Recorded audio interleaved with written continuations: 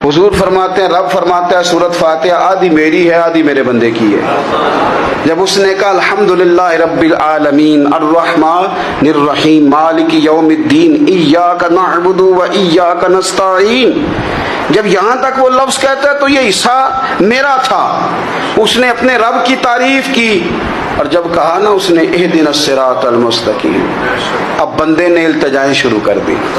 اس نے کہا کہ مالک بھی تو ہے، رحمان بھی تو ہے، رحیم بھی تو ہے، عبادت بھی تیری کرتے ہیں تو مدد بھی تو تجھی سے مانگنی ہے نا۔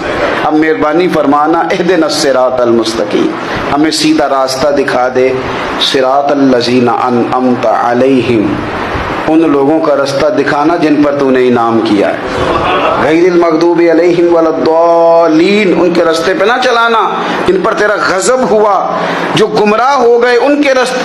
تو نماز میں جب ترجمے پر آپ کا غور ہوتا ہے تو آپ کا تو دل خود